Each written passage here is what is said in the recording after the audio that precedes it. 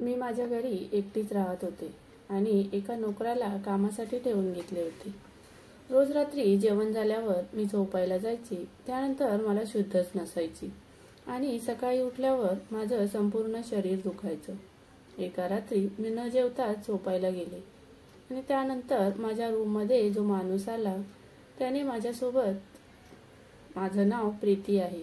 मी 25 वर्षांची एक तरुण आणि सुंदर मुलगी आहे. शिक्षण पूर्ण करून मी आता नोकरी करत आहे. आज माझी सुट्टी होती म्हणून मी संध्याकाळी बागेत फिरायला गेले होते. 4 वाजले होते. जास्त ऊनही नव्हते, पण काय माहीत गरमीमुळे मला चक्कर आली आणि एका माणसाला जाऊन मी धडकले. माझ्यामुळे त्या माणसाला खूप जखम झाली होती आणि तो माणूसही गरमीमुळे घामाघूम झाला होता.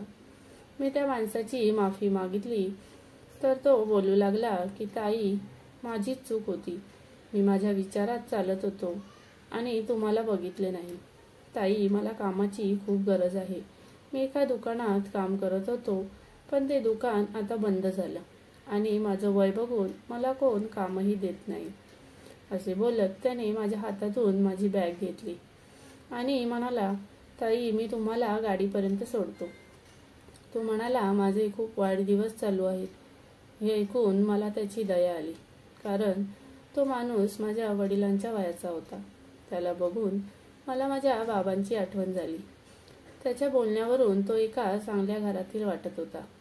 परिस्थितीमुळे त्याच्यावर हे दिवस आले होते. मला त्याची दया आली म्हणून मी त्याला माझ्या घरातील कामासाठी ठेवून घेतले. मी त्याला त्याच्या फॅमिलीविषयी विचारले तर त्याने सांगितले की तो कामासाठी दुसऱ्या शहरात राहतो आणि 6 महिन्यांवर त्याच्या मुलीचे लग्न होते. त्यासाठी त्याला कामाची खूप गरज होती. त्याला आपल्या मुलीला जगातील सर्व सुख द्यायचं होतं. त्याचं हे बोलणं ऐकून माझ्या डोळ्यात पाणी आले. माझे भूतकाळातील काही क्षण माझ्या डोळ्यांसमोरून गेले. मी त्या माणसाला म्हणाले की तुम्ही काही काळजी करू नका, सर्व ठीक होईल. बोलता बोलता आम्ही घरी पोचलो. मी त्या माणसाला घरातील काही कामे समजावून सांगितली आणि मला घरातील सर्व साफसफाई पण करून घ्यायची होती, कारण मला कामामुळे तेवढा वेळही मिळत नव्हता. तो माणूस मला म्हणाला की मला चांगलं जेवण बनवता येते, तर तुमच्यासाठी जेवण मीच बनवेन. मी एक वर्किंग वुमन असल्यामुळे माझ्या घराची संपूर्ण जबाबदारी मी त्याच्यावर सोपवली आणि त्याला चांगला पगार देण्याचे ठरवले. मी एकटीच राहत असल्यामुळे माझ्या घरातील एक रूम मी त्याला राहायला दिली.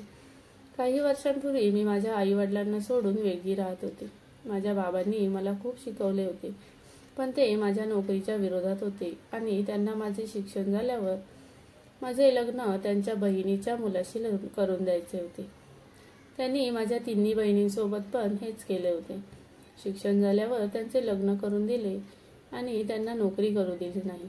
पण मला माझ्या आयुष्यात हे सर्व नको होते, त्यामुळे मी त्यांच्यापासून लांब राहत होते. माझ्या बाबांनी मला सांगितले होते की तू बाहेरच्या जगाचे रंग बघून थकशील तेव्हा तुला माझी एक गोष्ट आठवेल, की बाबा खरं सांगत होते. आणि आता खरंच तसंच झालं. मला माझ्या बाबांची एक एक गोष्ट आठवते, कारण मी जेव्हा कामावरून दमून घरी येते तेव्हा ते घर मला माझ्या आईवडिलांची आठवण करून देते. माझ्या आईवडिलांनी आम्हा सर्व बहिणींना खूप लाडात वाढवले होते. मी तर घरचे काम कधीच केले नव्हते, पण जेव्हापासून मी घर सोडून आले होते तेव्हापासून माझी सर्व कामे मला स्वतःला करावी लागत होती. मला आता समजून चुकले होते की माझ्या आईबाबांनी मला कधी बाहेरच्या काही वाईट गोष्टींची भनकही लागू दिली नव्हती. मी माझ्या शिक्षणावर नोकरी तर मिळवली, पण आता मला आईवडिलांची खूप आठवण येत होती. कधी कधी तर मी एवढी दमलेली असते की न जेवताच झोपून जाते. पण आता मी थोडी आरामात होते, कारण त्या माणसाने 2 दिवसातच सर्व घराची जबाबदारी घेतली होती. आता मी घरीच जेवायला येत होते, नाहीतर जेव्हा एकटी होते तेव्हा कधी कधी बाहेरून ऑर्डर करत होते. आता घरच्या जेवणामुळे मला एवढी गाढ झोप लागत होती की मला थोडीही जाग नसायची. एक दिवस मी ऑफिसचं काही काम घरी घेऊन आले होते, म्हणून जेवण बाजूला ठेवून आधी काम करू लागले. थोड्या वेळाने तो माणूस माझ्या रूममध्ये आला. मी त्याला बघून थोडे दचकले आणि त्याला विचारले काय झालं? एवढ्या रात्री तुम्ही इथे काय करताय? तेव्हा तो बोलला की मला वाटले तुमची तब्येत ठीक नाही आहे. तुम्ही एवढा वेळ जागे आहात म्हणून बघायला आलो. नंतर तो माणूस आपल्या रूममध्ये निघून गेला आणि मला थोडी शंका आली. हा माणूस एवढा वेळ जागा कसा? कारण तो सकाळी लवकर उठतो आणि सर्व घराची साफसफाई मी उठायच्या आधी झालेली असते. मी विचार करतच थोड्या वेळाने झोपी गेली आणि दुसऱ्या दिवशी सकाळी उठून नेहमीप्रमाणे कामावर निघून गेले. पण काही करून माझ्या मनात आलेली त्याच्याविषयीची शंका काही जात नव्हती, कारण त्या माणसाला मी जास्त ओळखतही नव्हते. संध्याकाळी मी घरी आल्यावर त्या माणसाने मला चहा बनवून दिला. त्याला विचारले, तुमच्या घरचे सर्व कसे आहेत आणि तुमच्या मुलीचे लग्न कधी आहे? तर तो सांगू लागला की मी खूप वर्षांपासून इथे काम करत आहे आणि फॅमिली गावाकडे राहते. 6 महिन्यात माझ्या मुलीचे लग्न आहे. त्यासाठी मी पैशांची जमवाजमव करतो आहे. मी त्याला सांगितले, माझ्याकडून जेवढी मदत करता येईल तेवढी तुमच्या मुलीच्या लग्नात करेन. हे ऐकून तो खूप खुश झाला आणि तिथून निघून गेला. मी विचार करू लागले की या माणसावर मी एवढा विश्वास ठेवते ते बरोबर आहे का? म्हणून मी त्या माणसाची परीक्षा घेतली. एक दिवस मी न जेवताच झोपायला गेले. झोप तर येत नव्हती, पण मी शांत पडून राहिले होते. खूप वेळ झाला पण काहीच झाले नाही. म्हणून मला वाटू लागले की मी उगाचच त्या माणसावर संशय घेतला. तेवढ्यात माझ्या रूमचा दरवाजा उघडला.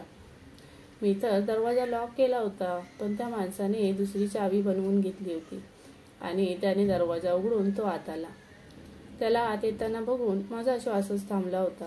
त्याने मला झोपलेली बघून परत जायला लागला, म्हणून मी सुटकेचा निश्वास टाकला. मी हळूच बघितले तर तो माणूस दरवाजातच उभा होता आणि त्याच्या मागे एक माणूस उभा होता. त्याला बघून माझ्या पायाखालची जमीनच सरकली, कारण त्या माणसाला तर मी चांगलेच ओळखत होते. त्याला बघून माझ्या डोळ्यांवर विश्वास बसत नव्हता. तो माणूस एवढ्या रात्री माझ्या घरी कसा काय याचा मी विचारच करत होते, तर तो माझ्याजवळ येऊ लागला आणि माझ्या बाजूला बसून माझ्या सर्व शरीरावरून नजर फिरवू लागला. माझा तर जीवच जायचा बाकी राहिला होता. मी पटकन तिथून उठले तर तोही मला जागी बघून दचकला. मी पटकन रूममधील लाईट बंद केली आणि जोरजोरात ओरडू लागले, पण माझे ओरडणे ऐकायला कोणीच नव्हते. तो नोकर तर त्याचाच माणूस होता. मी रागाने त्या नोकराकडे पाहत होते आणि तो मान खाली घालून उभा होता. मी त्या नोकराची कॉलर पकडली आणि त्याला विचारले, हा माणूस एवढ्या रात्री माझ्या घरी काय करतो आहे? मला चांगलंच माहीत होतं की त्या माणसाचा काय होता तो. जेव्हा मी नोकरीसाठी घर सोडले होते तेव्हा मला या जगाचा अंदाज आला होता. या जगात चांगल्या लोकांसोबत वाईट लोकही असतात, जे आपल्या मार्गात काटे बनत असतात. खास करून जेव्हा आपल्या डोक्यावर वडील किंवा भावाचा हात नसतो. माझी नोकरी एका मोठ्या कंपनीत लागली होती. तिथला मॅनेजर माझा बॉस होता. मी सुंदर असल्यामुळे त्याची माझ्यावर वाईट नजर होती. त्याने माझ्या ऑफिसमध्ये जगणे मुश्किल केले होते. तो कामाचे कारण काढून मला आपल्या केबिनमध्ये बोलवत होता आणि माझ्यावर त्याची ती वाईट नजर माझ्या डोक्यापासून पायापर्यंत फिरवत असायचा. त्यावेळी मला खूप त्रास होत होता. त्याच्या या सवयीमुळे मी त्याच्या केबिनमध्ये जाणेही बंद केले होते. पण मी नाही गेले तरी तो माझ्या केबिनमध्ये येत होता. एक दिवस तो मला बोलू लागला की मी तुला प्रमोशन देईन जर तू माझ्या इच्छा पूर्ण केल्यास. मला माहीत होतं की त्याची काय इच्छा होती ते, म्हणून मी त्याचं काहीही ऐकून न घेता जोरात त्याच्या कानाखाली मारली. मी विचारही केला नव्हता की एवढ्या मोठ्या कंपनीचा मॅनेजर अशा घाणेरड्या विचारांचा असेल. मी त्याच्या मुलीच्या वयाची होती, पण माझ्याशी असे घाणेरडे बोलताना त्याने एकदाही विचार केला नाही. जशी मी त्याच्या कानाखाली मारली तसं ऑफिसमधील सर्वजण माझ्याकडे बघू लागले. हे प्रकरण वरपर्यंत गेले. मी माझ्या बाजूने काहीच बोलले नाही, कारण मॅनेजरने आधीच माझ्या विरुद्ध सांगितले होते की मी प्रमोशन मागत होते आणि नाही दिले म्हणून मी त्याला बदनाम करत आहे. तो ऑफिसमध्ये खूप वर्षांपासून असल्यामुळे सर्वांनी त्याच्यावर विश्वास ठेवला आणि मला ऑफिसने नोटीस दिली. त्यानंतर मी त्याच्यापासून लांबच राहू लागली. काही काम असले तरी मी त्याच्याकडे जात नव्हती. माझं काम मी पिऊनकडून करून घेत होती. खूप वर्ष मी त्याला इग्नोर करत होते. मला माहीत नव्हते की त्याने माझा पाठलाग अजून सोडला नाही. तो आता माझ्या घरी येऊन पोचला होता, कारण त्याला बदला घ्यायचा होता. म्हणूनच त्याने माझ्याबद्दल सर्व माहिती काढून त्याने आपल्या नोकराला माझ्या घरी पाठवले होते. माझ्या घरी जो माणूस काम करत होता तो त्या मॅनेजरचाच नोकर होता आणि मॅनेजरच्या सांगण्यावरून तो माझ्या घरी आला होता. थोड्याच दिवसात त्या नोकराने माझ्या घरची एक एक गोष्ट मॅनेजरपर्यंत पोहोचवली होती. मॅनेजर एक 50 वर्षांचा माणूस होता आणि 3 मुलांचा बाप होता. माझे बाबा मला सांगत होते की मुलगी फक्त घरीच सुरक्षित असते. त्यांची मला आज खूप आठवण येत होती. मी त्या नोकराला जाब विचारला, मी तुमची एवढी मदत केली आणि तुमच्या मुलीच्या लग्नात सुद्धा मदत करायचे सांगितले, पण तुम्ही माझ्याशी असं वागलात. त्या नोकराला आता आपली खूप चूक समजली होती. त्याने आपल्या मुलीच्या वयाच्या मुलीला फसवल्याची लाज वाटत होती. कदाचित त्याला त्याच्या चुकीचा पश्चाताप होत होता. मग त्या नोकरानेच पोलिसांना बोलावले आणि मॅनेजरला पोलिसांच्या ताब्यात दिले. त्यानंतर मी माझ्या घरी आईबाबांकडे परत आली. माझे आईबाबा मला बघून खूप खुश झाले होते. मी त्यांना वचन दिले की आजपासून मी तुम्ही सांगाल तेच करेन. आणि थोड्याच दिवसात एक चांगला बघून माझ्या आईबाबांनी माझे लग्न लावून दिले. त्या मुलालाही माझ्या नोकरी करण्यावर काहीही हरकत नव्हती. आता मी माझ्या वैवाहिक आयुष्यात खूप खुश होते. फ्रेंड्स, आपले आईवडील नेहमी आपल्या चांगल्याचाच विचार करतात. ते जर आपल्याला कुठल्याही गोष्टीसाठी नकार देत असतील तर त्यात आपलं भलंच असणार. ही स्टोरी तुम्हाला आवडली असेल तर व्हिडिओला लाईक करा आणि चॅनलला सबस्क्राईब करा. सोबतच बेल आयकॉनच्या बटनवर प्रेस करून ऑलवर सेट करा. थँक्यू.